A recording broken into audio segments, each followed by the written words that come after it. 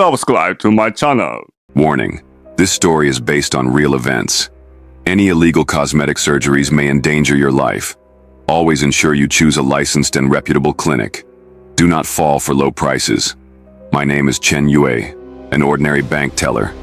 I finally escaped from that terrifying clinic, and now I must record this dreadful experience to reveal the truth to others. That day, after work, I stared at the mirror for a long time. The reflection showed a flat nose and a short chin, making me look childish and immature. The words of the blind date from last week still echoed in my ears. You look not very appealing. While scrolling through online discussion groups, a cosmetic surgery ad caught my eye. New Beauty Medical Aesthetic Center.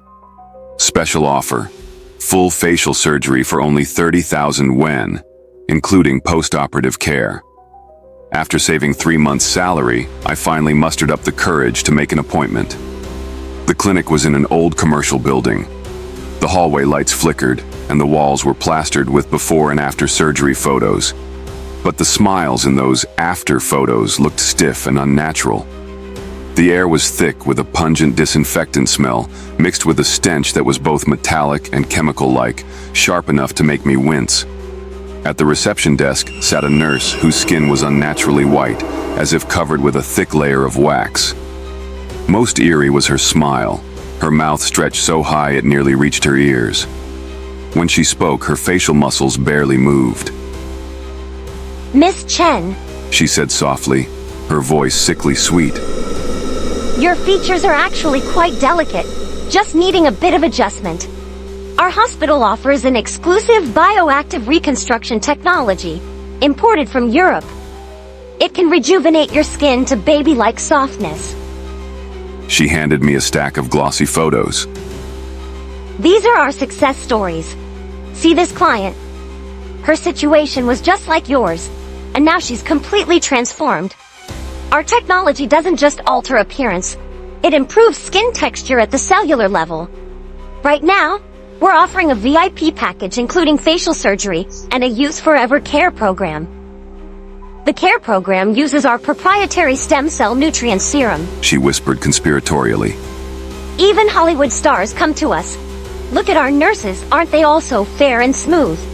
It's all thanks to this treatment. Everything is overseen by your personal doctor, and you'll even get 2 complimentary evening makeovers. For 50,000 yuan, it's a steal. I stared at the photos, my heart racing. The girls in the pictures were stunning, their skin smooth as porcelain. Every word she said made it hard for me to resist. The offer is only for today. Book now, and you'll have the chance for a consultation with our director. She coaxed. I foolishly nodded, maxing out 2 credit cards. She gave me only a few seconds to glance over the densely packed contract. Its fine print like a swarm of ants, impossible to decipher. Looking back now, those clauses probably concealed devilish traps. After signing, the nurse led me to a pre-surgery checkup. She said no electronic devices were allowed on surgery day, but I secretly hid my phone under the mattress in my hospital room. A gut feeling told me I might need it. On the day of the operation, I was taken to a grim operating room. The doctor, masked, revealed only a pair of cold eyes. In a hoarse voice, he said, Don't worry, it'll be over soon. As the anesthesia coursed through me, I gradually lost consciousness. When I awoke, I was in a windowless hospital room. There was only a bed, a small cabinet, and a mirror covered by cloth. The nurse said I couldn't look in the mirror until my wounds fully healed. Every day, nurses came to inject me with a so-called recovery drug. The pinkish liquid emitted a sickly sweet scent. Each injection made my skin burn, as if something was crawling beneath it. Even stranger, I began having bizarre dreams of myself as a delicate porcelain doll displayed in a glass cabinet. One midnight, I was awakened by sobbing from the next room. A woman's voice whispered, "I'm so cold. Why is my skin so hard? I can't move my fingers." Then came the sound of something heavy hitting the floor. Peeking through the door crack, I saw a doctor wheeling away a stretcher covered with a white sheet. An arm protruded, unnaturally pale and smooth like porcelain. After that night, the room next door was silent. I secretly checked my medical file and found the words, Porcelain Transformation Project, Test Subject B71. Worse, my skin began to turn unnaturally smooth and rigid, and bending my fingers became increasingly difficult.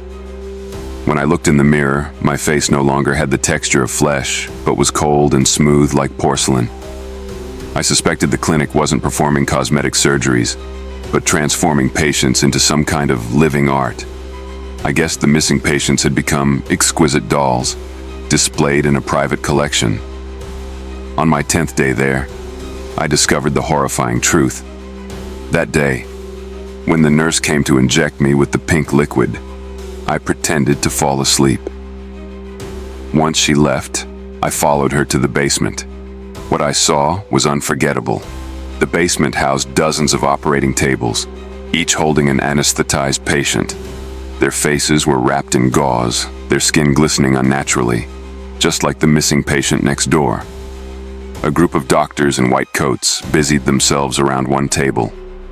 Hiding behind the door, I watched as they meticulously peeled off the patient's facial tissue and placed it into a container labeled Bioactive Reconstruction Experiment.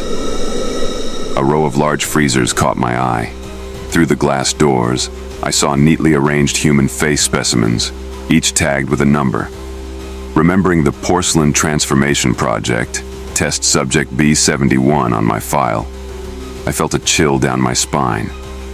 The experiment data on the wall was even more shocking. The dense charts recorded each test subject's reaction to the stem cell nutrient serum, degree of skin hardening, speed of porcelainization, and survival time. The clinic, under the guise of cosmetic surgery, was conducting horrifying human experiments. They lured beauty seekers with promises of eternal youth, turning them into living test subjects. Those stiff smiles in the success story photos, the emotionless receptionist, the missing patients. It all made sense now. I knew they could dispose of me at any time. Late one night, I used my hidden phone to photograph the horrifying scenes in the basement, the operating tables, the face specimens in freezers, and the experimental data on the walls. My hands trembled, but I knew these photos were crucial to exposing the truth. Just as I was sneaking back to my room, I heard footsteps. I hid in a cleaning supply closet, holding my breath. Through the crack, I saw two doctors pushing a stretcher. On it lay a woman whose face had completely turned to porcelain. Her wide-open eyes were lifeless. Another failure. One doctor said. The porcelainization was too fast, and organ functions completely stopped. Burn it in furnace number 3. The other replied coldly.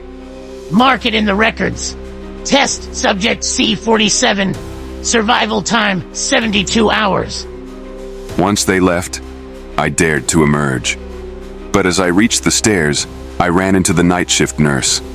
In the moonlight, her face appeared deathly pale, her grin stretching to her ears. Miss Chen, why aren't you asleep? I turned and ran. Behind me, her sweet voice called out. Don't run. Your skin isn't fully healed yet. I stumbled down the fire escape, hearing more footsteps behind me. They were chasing me. I dashed to the first floor and ran for the back door. My fingers, which had become stiff and unresponsive, struggled to turn the handle. Just then, I heard her piercing laughter. You can't escape! You're already our masterpiece!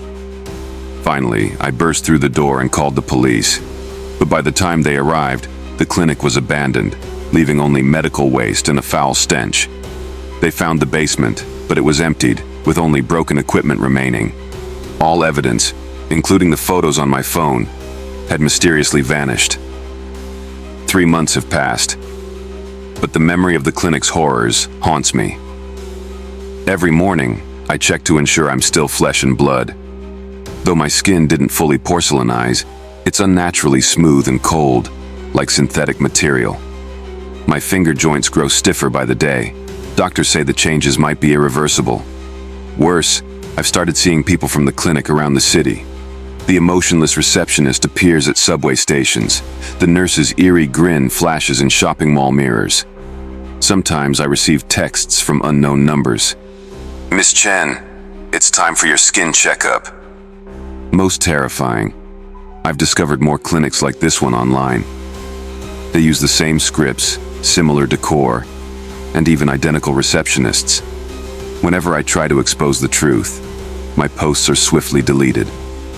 Last night I dreamed I had turned into a porcelain doll, displayed in the clinic's basement glass cabinet. Surrounding me were other artworks just like me, their eyes reflecting eternal terror. I know this nightmare will never end. Those monstrous doctors are still out there, continuing their vile experiments.